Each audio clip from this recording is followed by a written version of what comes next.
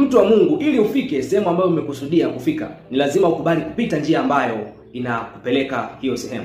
Ikiwa umegundua kwamba njia ambayo umepita sio njia sahihi, maana yake ni kwamba ni lazima ukubali kubadili mwelekeo ili uweze kufika sehemu husika, kwa sababu kadri jinsi utakavyozidi kusonga mbele ndivyo utakavyozidi kupotea.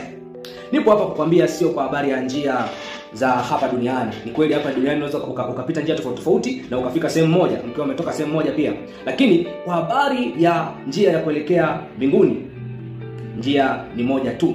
Na hii Yesu anathibitisha katika Injili ya Yohana ile sura ya 14 na ule mstari wa 6, ambapo Yesu mwenyewe anasema kwamba Yesu akawaambia, mimi ndimi njia na kweli na uzima, mtu haji kwa Baba ila kwa njia ya mimi.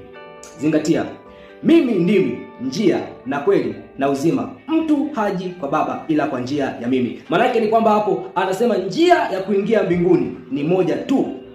Sasa kama unahitaji kuingia mbinguni, lazima umpokee Yesu. Maana yake kama umejua kabisa mpaka sasa hivi hujampokea Yesu bado na unahitaji kumpokea Yesu, huu ni wito sasa wa kufanya maamuzi ya kumpokea Yesu. Maana yake inakupasa utambue kwamba haupo kwenye njia sahihi, umepotea, na ili ufike sehemu sahihi ambayo unataka kwenda, lazima ukubali kubadili mwelekeo. Lakini kama umempokea Yesu, upo kwenye njia sahihi, Mungu aendelee kukutia nguvu na uzidi kusonga mbele kwa ushindi kupitia neema ya Bwana wetu Yesu Kristo na nguvu za Roho Mtakatifu. Mtu wa Mungu, ubarikiwe sana.